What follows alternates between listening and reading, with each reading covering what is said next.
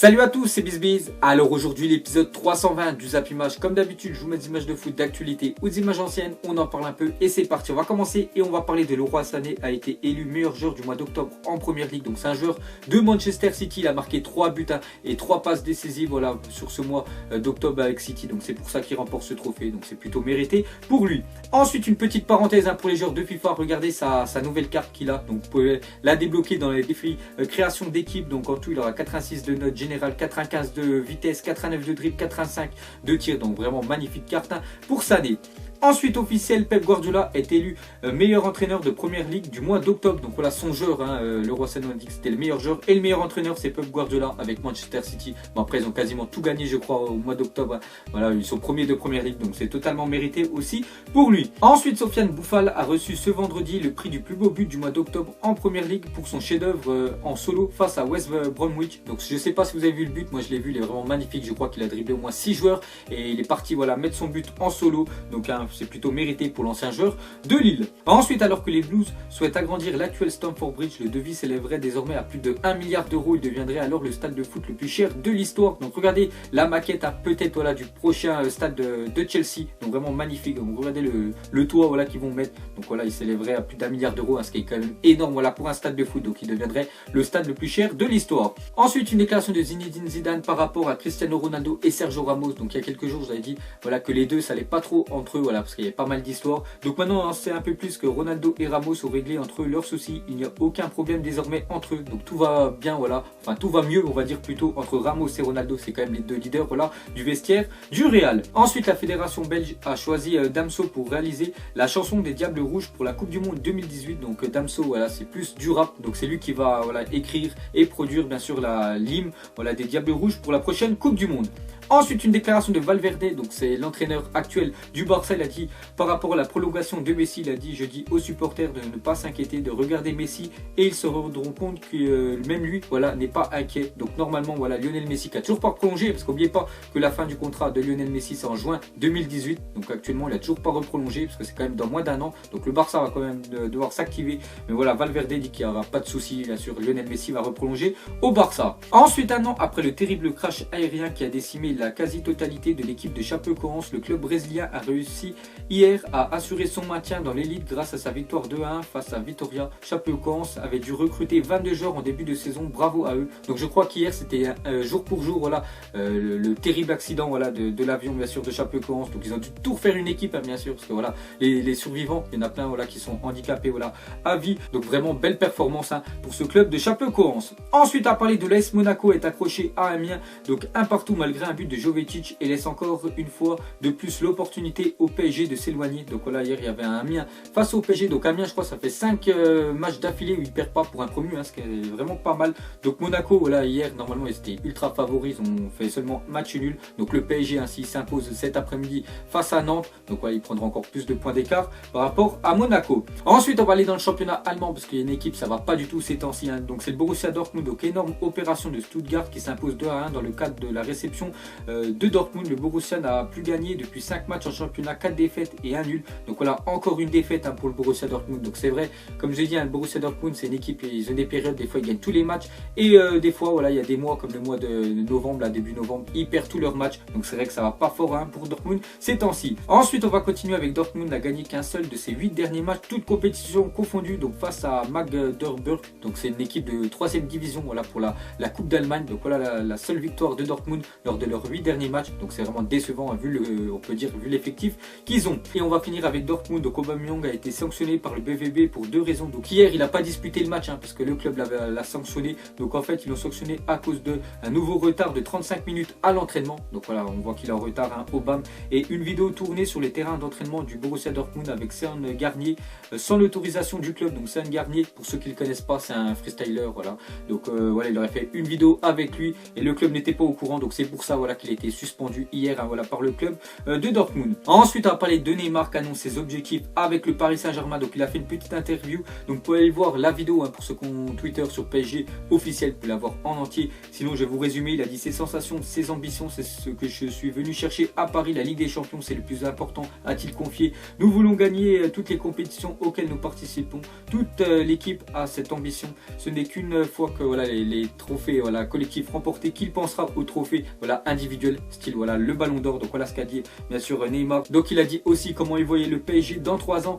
Il a dit champion de tout, j'espère qu'on aura gagné tous les titres possibles et imaginables. On va se battre pour tous les gagner sans exception. Donc voilà ce qu'a dit Neymar. Donc tout simplement, pour résumer rapidement, il veut tout gagner au PSG, que ce soit la Ligue des Champions, le championnat français, la Coupe de France, la Coupe de la Ligue, la Coupe de la Ligue. Et après tous ces trophées là, il pensera bien sûr au Ballon d'Or. Donc voilà bien sûr les ambitions de Neymar. Ensuite on continue avec lui. Il a dit il y a eu tellement de grandes stars brésiliennes qui ont porté le maillot du PSG. Rai, évidemment Ronaldinho, Néné, Alonso, Valdo, Ricardo. Avec mon arrivée et celle de Daniel Alves, cette histoire d'amour entre le PSG et le Brésil, encore de belles heures. Donc voilà ce qu'a dit Neymar et le Brésil. C'est vrai que le PSG aime bien les joueurs brésiliens. Voilà, je pense tous ceux qu'il a cités, plus lui et plus Daniel Alves et plus Marquinhos, Thiago Silva. Donc c'est vrai que il y a encore de belles heures devant eux entre le PSG et le Brésil. Ensuite, quand le fils de Messi devient fan de Neymar, donc regardez Neymar, en fait il est en train de faire comme ça avec sa main, et on voit que le fils de Messi le regarde, et regardez après ce qu'il fait avec son père. Lionel Messi, il fait la même chose. Donc on voit qu'il est quand même fan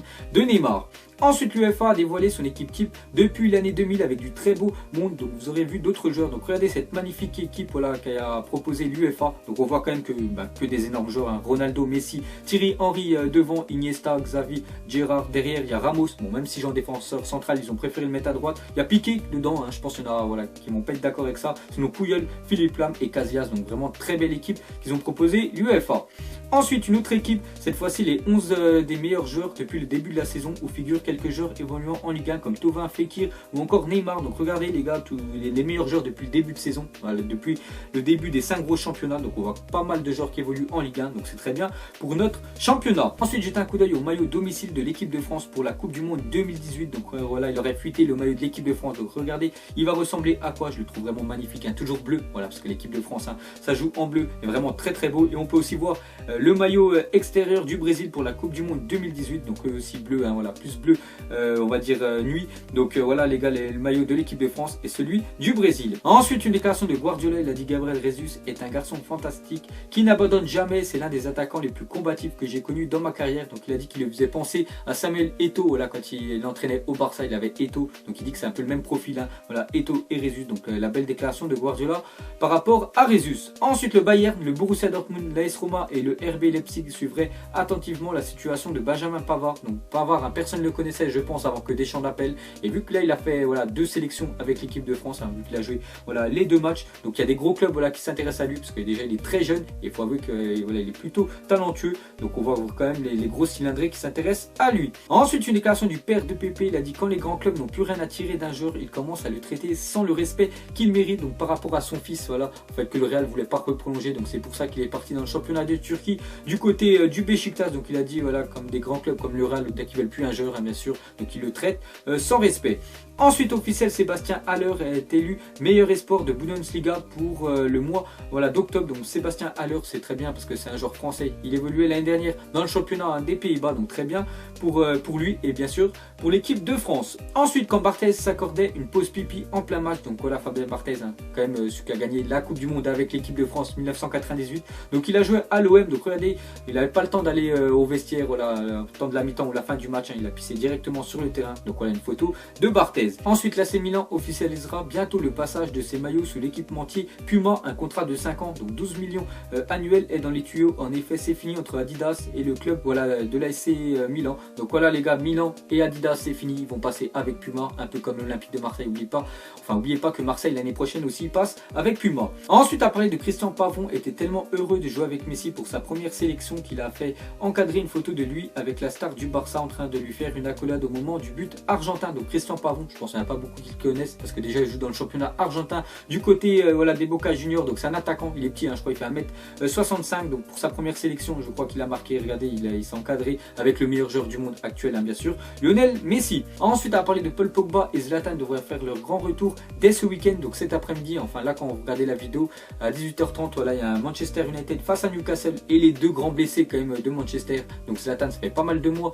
Paul Pogba, lui, ça fait 1 mois et demi, donc il devrait faire le retour. Donc après, je sais pas si José Mourinho va les mettre titulaires ou pas. Ensuite, les 3 meilleurs dribbleurs de Ligue 1 sont aussi ceux qui subissent le plus de fautes. Donc Neymar, une faute subie tous les 20 minutes. Malcolm, une faute subie toutes les 22 minutes. Et Fekir, hein, toutes les 23 minutes. Donc voilà les 3 meilleurs dribbleurs du championnat de Ligue 1. Il faut avouer quand même qu'ils se font allumer. Et pour finir, mettez-moi en commentaire. Donc on voit le titre, hein, 2018 FIFA World Cup, qui va gagner. Donc on voit Allemagne, Brésil, France, Espagne. Donc vous mettrez ça en commentaire. Donc je suis allé chercher ça quand même sur un site anglais. Et eux, on voit qu'ils prétendent que c'est l'Allemagne qui va remporter, puisqu'on voit le like. Sinon, en deuxième, hein, avec le cœur, c'est le Brésil. Troisième, ils voient la France gagner quand même devant l'Espagne. Donc vous mettrez en commentaire. Donc moi, j'espère parmi ces 4 là, voilà, j'espère que c'est l'équipe de France qui va gagner la prochaine Coupe du Monde. Donc voilà les gars, la fin des Zappy-Match 320. Donc ça vous a plu, un petit like et je vous ferai l'épisode 321 lundi. Donc moi je vous laisse et je vous dis à la prochaine comme d'habitude. Allez, ciao à tous. Salut, salut, salut, salut, salut, salut, salut, je t'en m'en vallée, j'ai la je suis rafale, je monte sur scène, l'impression d'être une bête de foire, pas envie de parler, pas envie de te voir.